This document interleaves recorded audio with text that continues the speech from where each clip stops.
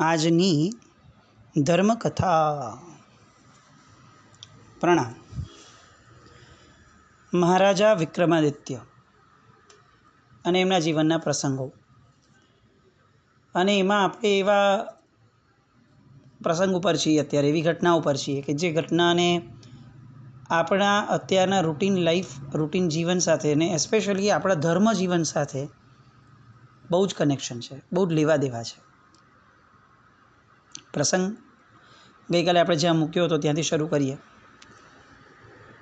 કવિએ આવી અને વિક્રમાદિત્યના ગુણગાન ગાયા, પ્રશંસા ગાઈ, અને પ્રશંસાના શબ્દોની અંદરમાં મહારાજા વિક્રમાદિત્ય એ તો રાજા રામ જેવા છે આવું બોલાયું. અને મહારાજા વિક્રમાદિત્ય પ્રજાનું એવું પાલન કરે છે કે જાણે રામ રાજ્ય ન હોય અવંતીમાં.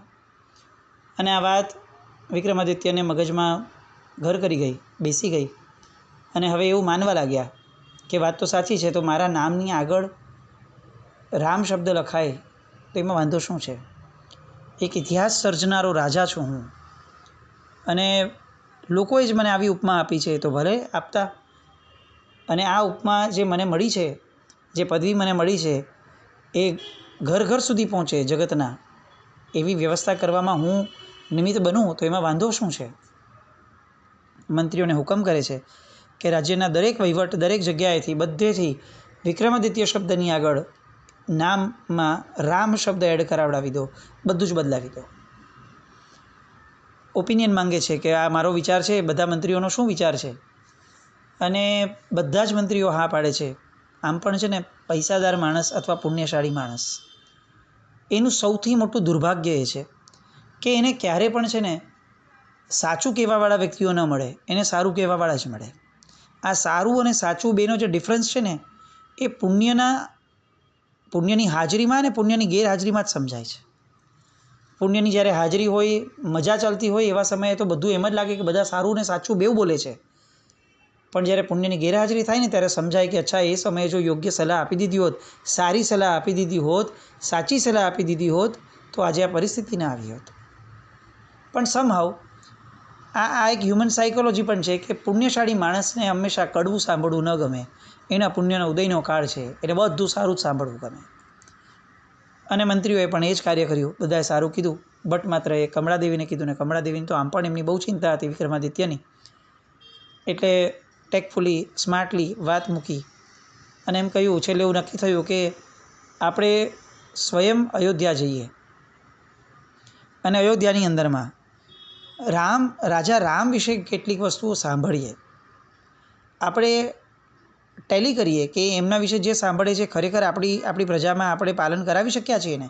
તમે પોતે તમારા જીવનમાં એવું કરાવી શક્યા છો ને? કારણ કે તો જ પ્રામાણિકતા ગણાશે. કોઈ આપણને ઉપમા આપી દે, પદવી આપી દે ને આપણે લઈ લઈએ અને યોગ્ય ન હોય તો પણ એ તો અપ્રામાણિકતા છે. અને વિક્રમાદિત્યને નશો ચડ્યો હતો, પણ એટલો બધો પાવરફુલ નહોતો કે પોતાની પ્રામાણિકતાનું ભાન ભૂલી જાય, સદાચાર ભૂલી જાય. એટલે વિક્રમાદિત્ય પણ અગ્રી કર્યું. અને રસાલા સાથે પંડિત દેવભૂષણ, કે જે રામ રાજ્યની બાબતમાં સૌથી વધુ જાણકાર હતો, બહુ વયોવૃદ્ધ હતો, એ પંડિત પાસે જવા માટેનું નક્કી થયું અયોધ્યામાં. આખા રસાલા સાથે એ લોકો અયોધ્યા પહોંચ્યા. અને અયોધ્યાના રાજાએ પણ ખૂબ આગ્રહ કર્યો કે કૃપાનાથ, આપ મારે ત્યાં ક્યાંથી? આમ જોવા જાઓ તો એનો ખંડિયો રાજા નથી, પોતે અલગથી જ રાજા છે. અને અવંતી અને અયોધ્યા બે અલગ અલગ સ્ટેટ પણ થાય છે, અલગ રાજ્યો હતા. અને તેમ છતાં પણ વિક્રમાદિત્યનું માન, દબદબો આખા ભારત વર્ષની અંદરમાં એટલો જોરદાર હતો કે અયોધ્યાના રાજાએ જાણે વિક્રમાદિત્ય જ નગરીના રાજા હોય એવી રીતે એનું સન્માન, સ્વાગત કર્યું, એમને યોગ્ય એવું બહુમાન આપ્યું. 4-5-6 દિવસ સુધી તો આ બધા રાસ રસાલા ચાલ્યા. બધા બહુમાન, અયોધ્યાની પ્રજા જે છે એ વિક્રમાદિત્યને જોવા માટે તલપાપડ થતી હતી. જેમ જેમ વાતો ફેલાતી જતી હતી, એમ વિક્રમાદિત્યને જોવા માટે, વિક્રમાદિત્યને ભેટ આપવા માટે લોકોનો તાંતો લાગવા લાગ્યો. જે કાર્ય માટે અયોધ્યા ગયા હતા, એ કાર્ય 5 દિવસ થયા છતાં એનો વિચાર પણ નહોતો આવ્યો. એટલે છેવટે 5મા દિવસની રાત્રિએ કમળાદેવી વિક્રમાદિત્યને યાદ કરાવે છે કે આપણે બ્રાહ્મણ પાસે જવાનું છે, દેવશર્માજી પાસે, એ ક્યારે જશું? અને ત્યારે વિક્રમાદિત્ય કહે છે કે વાત તારી સાચી છે, દેવભૂષણ પાસે આપણે જવાનું છે, પણ હું એટલો બધો પ્રસિદ્ધ છું કે હું આમાંથી બહાર જ નથી આવી શકતો, લોકોની આજે આગતા સ્વાગતા છે એમાંથી. મને એવો વિચાર આવવા લાગે છે કે રાજા રામ કેવું પામ્યા હશે. જો આ મારી લોકપ્રિયતા આટલી છે બીજાના રાજ્યમાં, તો રાજા રામની લોકપ્રિયતા કેટલી હશે. કમળાદેવી આ સાંભળ્યું અને ફરીથી એમને ખ્યાલ આવ્યો કે વિક્રમાદિત્યની દિશા જ અલગ થઈ રહી છે. એને હવે વાર તહેવારે દરેક જગ્યાએ પોતાની જાતને રામ સાથે સરખાવી છે. એટલે એમણે તાત્કાલિક કહ્યું કે જે પણ હોય આવતીકાલે આપણે દેવભૂષણજી પાસે જશું. નક્કી થયું. બીજે દિવસે સવારના ભાગની અંદરમાં વિક્રમાદિત્ય બહુ સામાન્ય કપડાં પહેરી અને દેવભૂષણ બ્રાહ્મણ પાસે જાય છે. સૌ જૂની પુરાણી ગરીબ જર્જરિત એવી આ કોટડી, એ ઘરની અંદરમાં દેવભૂષણ બ્રાહ્મણ એ જાપ કરી રહ્યા છે. પહોંચે છે, એમનો દીકરો એમની આગતા સ્વાગતા કરે છે અને બેસીને હવે માંડીને વાત કાઢે છે બ્રાહ્મણ પાસે કે અમે એવું સાંભળ્યું છે પંડિતજી કે તમારી પાસે રામ રાજ્યની સૌથી નિતાંત કહી શકાય એટલી સૂક્ષ્મતમ જાણકારી તમારી પાસે આખા અયોધ્યામાં છે. તમને પેઢી દર પેઢીથી શ્રી રામનું આખું ચરિત્ર મળતું આવ્યું છે ઓથેન્ટિકલી. તમારી પાસેથી એવું કંઈક અમારે સાંભળવું છે કે જે સાંભળીને અમને એવું ખ્યાલ આવે કે ખરેખર શ્રી રામ કેવા હતા. અને પેલા પંડિતજી શ્રી રામના અનેકવિધ પ્રસંગો કહે છે. અને ત્યારે કમળાવતી રાણી એક પ્રશ્ન પૂછે છે. 2-3 કલાક વીતી ગયા શ્રી રામની સારી સારી વાતો સાંભળતા. અને ત્યારે કમળાવતી રાણી એક પ્રશ્ન પૂછે છે પંડિતજીને કે પંડિતજી, આવા શ્રી રામે પણ જીવનમાં એવું કોઈ કાર્ય કર્યું હતું કે જે કાર્ય એમના માટે કલંકરૂપ ગણાય? એટલે તરત જ વિક્રમાદિત્ય કહે છે કે સીતાજીનો જે ત્યાગ કર્યો એનાથી વધુ કલંકિત કાર્ય શ્રી રામ માટે કયું હશે? અને એ પણ એક ધોબીના કહેવાથી સીતાજીનો ત્યાગ કર્યો, એક ધોબીના વચન ઉપર આગળ વધીને. આ બહુ નબળું હતું. અને ત્યારે પેલા બ્રાહ્મણજી દેવભૂષણ એ વિક્રમાદિત્યને અટકાવે છે. આ વાત કઈ રીતે પ્રચલિત થઈને મને ખબર નથી કે એક ધોબીના વચન ઉપર સીતાજીને ત્યજી દેવામાં આવ્યા હતા. શ્રી રામ માટે આ શક્ય જ નથી. એના કેટલાક કારણો, નક્કર કારણો. કારણ કે આ વાત તો પ્રચલિત આમ જ છે. ઇવન આપણે પણ પોતે સાંભળ્યું છે તો આ જ સાંભળ્યું છે. એટલે હવે અહીંયા આ વાત નીકળે છે. વિક્રમાદિત્ય બહુ આતુરતાથી પૂછે છે કે તો પછી તમે શું સાંભળ્યું છે પંડિતજી, અમને એ જણાવો. એટલે મારી માન્યતામાં જે આવ્યું છે એ હું આપને જણાવું છું. એમ કરીને દેવભૂષણ પંડિતજી એ શરૂ કરે છે કે મૂળમાં આખા અયોધ્યાની પ્રજાની અંદરમાં એક પણ વ્યક્તિ એવું ન હતું કે જે વ્યક્તિને સીતાજી પ્રત્યે સદભાવ ન હતો, બહુમાન ન હતો. એક વ્યક્તિ એવું ન હતું કે શ્રી રામની ખુશીમાં જે ખુશ ન હતું. અને હોય જ, રામ રાજ્ય કોને કહેવાય કે જ્યાં રાજ્યની એક એક પ્રજા એ રાજાના સુખે સુખી હોય ને રાજાના દુઃખે દુઃખી હોય. આવી પ્રજા, આ પ્રજા આટલી બધી સદભાવવાળી હતી એનું એક કારણ, એનું એક નિમિત્ત બતાવે છે. એક આદર્શ કેમ આવો બધો અપાય છે. તો એમણે કહ્યું કે જ્યારે અહીંયા નગરીની બહાર કે હજી કેટલુંક ઉજ્જડ જગ્યા પડી છે એમાં ખોદકામ કર્યું હતું. એ સમયે કેટલીક 2 સોનાની ચરણ પાદુકા જોવા મળી હતી, હીરાજડિત, રત્નજડિત.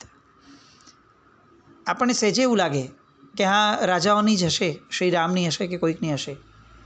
પણ વિશેષ શોધખોળ કરતાં ખબર પડી હતી કે એ જે ચરણ પાદુકાઓ નીકળી હતી એ જગ્યા જે છે એ શ્રી રામની અયોધ્યા નગરીની અંદરમાં કેટલાક ગરીબો, નીચી જાતિના, શુદ્ર જાતિના લોકોનો વાસ જ્યાં થતો હતો એ વાસમાંથી નીકળી હતી, એ આવાસમાંથી નીકળી હતી. એટલે આપણને આશ્ચર્ય થાય કે શુદ્ર જાતિના લોકો, આ કેવું રામ રાજ્યનું સમૃદ્ધ જીવન હશે કે શુદ્ર જાતિના લોકોના ઘરમાંથી રત્નજડિત ચરણ પાદુકાઓ નીકળી.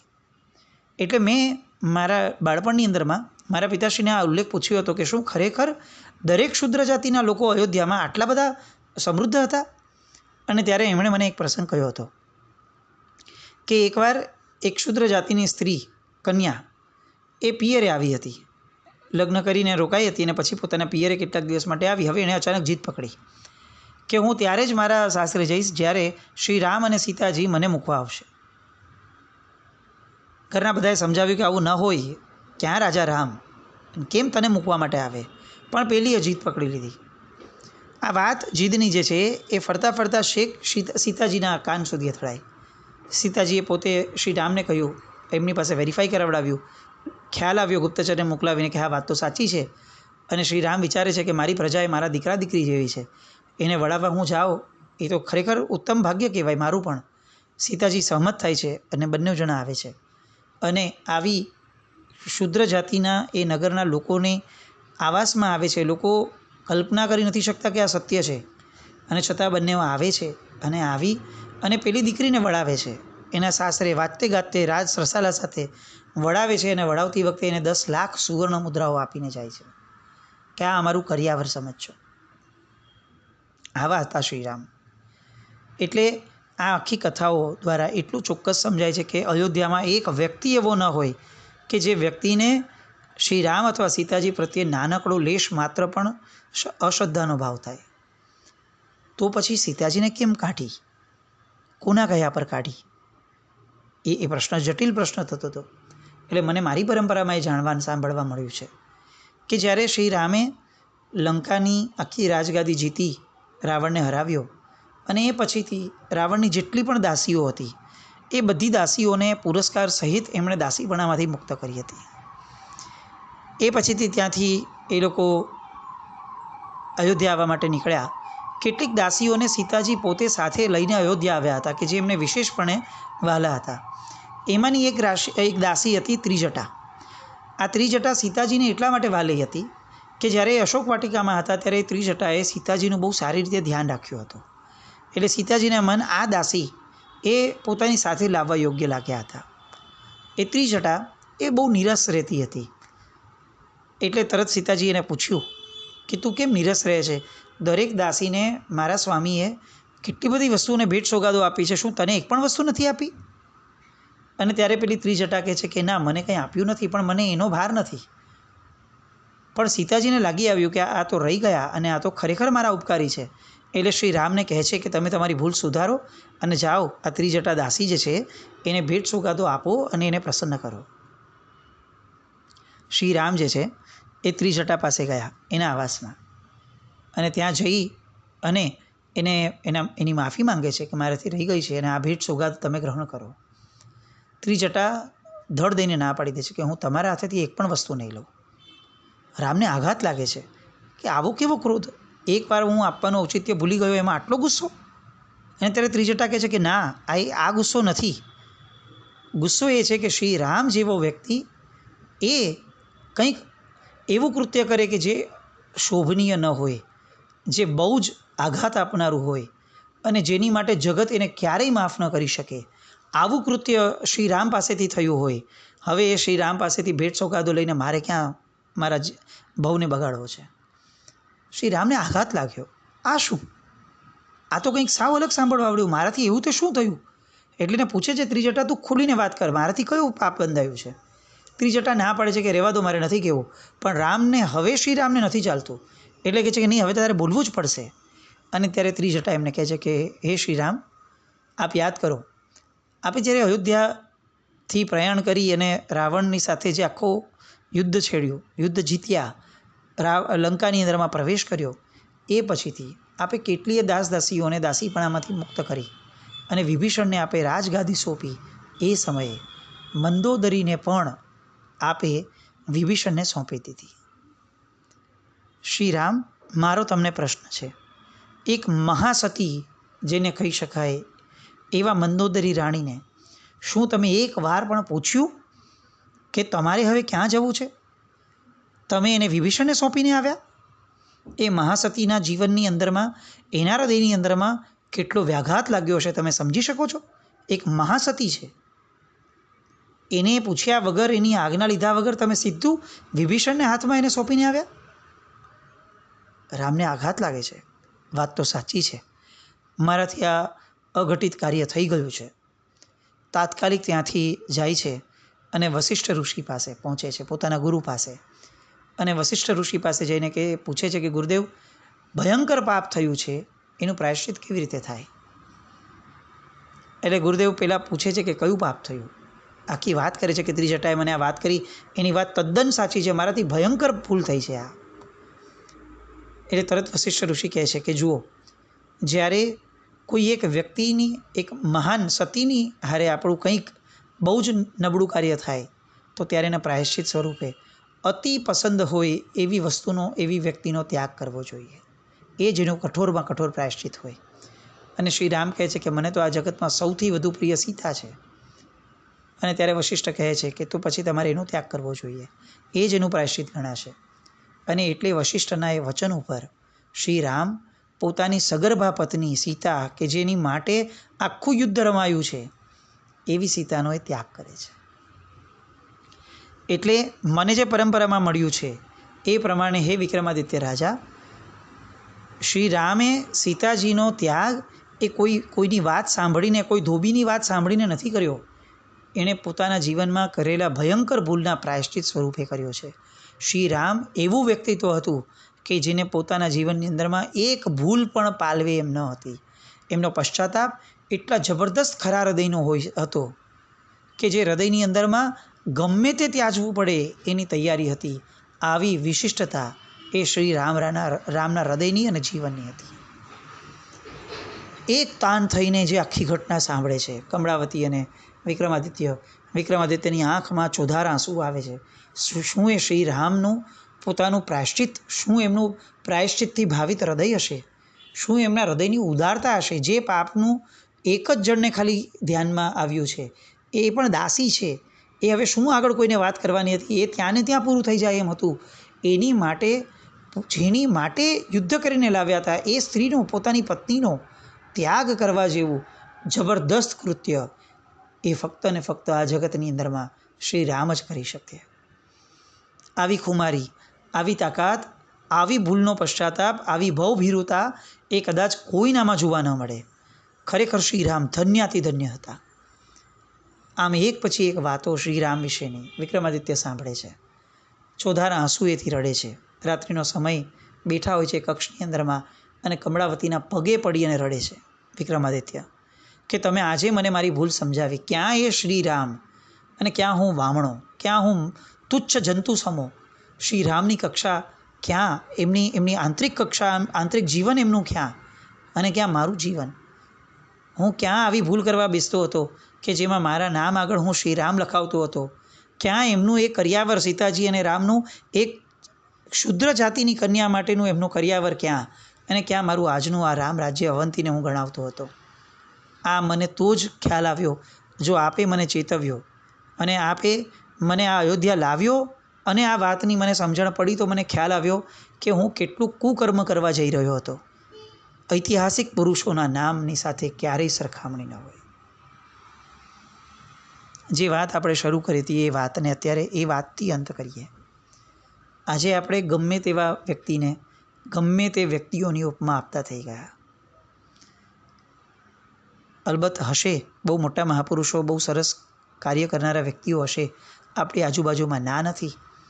પણ એનો અર્થ એવો નહીં કે આપણે સીધા મહાપુરુષો સાથે, કે જેઓ સ્વયં ઇતિહાસ હતા, એની સાથે સરખાવા લાગીએ. કોઈક કંઈક નાનકડું મોટું પોતાની આગળ જે સંપત્તિ છે એના 5%, 10% પણ ન કહી શકાય એવું, ભલે માતબર રકમ છે પણ એની સંપત્તિની સામે કદાચ એટલી માતબર નથી, અને એવું દાન કરનારા વ્યક્તિઓ આપણી આજુબાજુમાં હોય અને આપણે સીધા જ એમને ટેગ લગાડી દઈએ કે આ તો વસ્તુપાળ જેવું છે, તેજપાળ જેવું છે, ભામાશા જેવું છે, આમના જેવું છે, આમના જેવું છે. આપણે શું કરીએ છીએ? કોઈકનું ગૌરવ વધારવામાં આપણે કોકનું ગૌરવ નીચું કરીએ, કઈ રીતે ચાલે? ક્યાંક આપણે આપણી તપશ્ચર્યાઓ કરવા લાગીએ અને આપણે ધડ ઐતિહાસિક મહાપુરુષો કે જેમની તપશ્ચર્યાની તોલે આપણે રત્તીભર, એટલે ચરણની ધૂળ પણ ન ગણાઈએ, અને સીધા આપણે નામ લગાડી દઈએ કે આપણે આમના જેવા તપસ્વી છીએ, આ આમના જેવા તપસ્વી છે. ઇતિહાસ એ ક્યારેય રિપીટ ન થઈ શકે. પૂજ્ય ભુવનભાનુસુરીશ્વરજી મહારાજા એ હંમેશા આવું કહેતા કે આપણું એક પણ કાર્ય ઐતિહાસિક ન હોઈ શકે, કારણ કે આપણે ઇતિહાસ સર્જી જ નથી શકતા. ઇતિહાસ સર્જવાનું કાર્ય એ આપણા પૂર્વજોનું હતું. આપણે એમના ચરણની ધૂળ છીએ.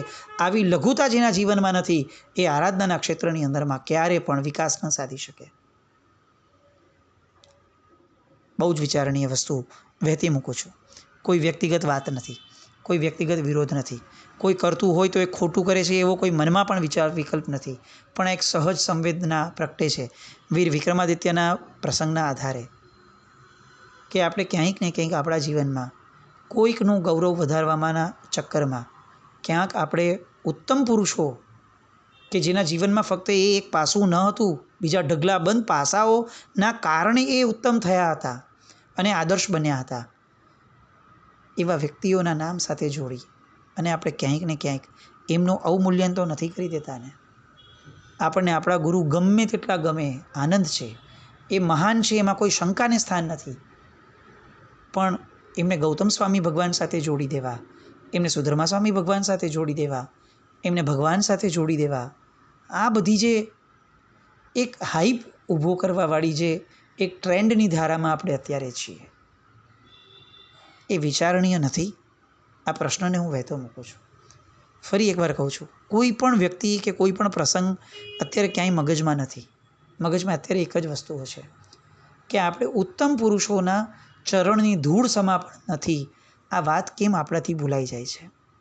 કેમ આપણને વાર તહેવારે દરેક જગ્યાએ ક્યાંક ને ક્યાંક કોઈકને કોઈક ટેગ લગાડવાની આદત પડી ગઈ છે? ભાઈ, હું કોના જેવો છું એ મહત્ત્વનું નથી, હું મારા જેવો બનું એ વધારે મહત્ત્વનું છે. હું ખરેખર મારું આત્મ સ્વરૂપ જે છે હું એના જેવો બનું.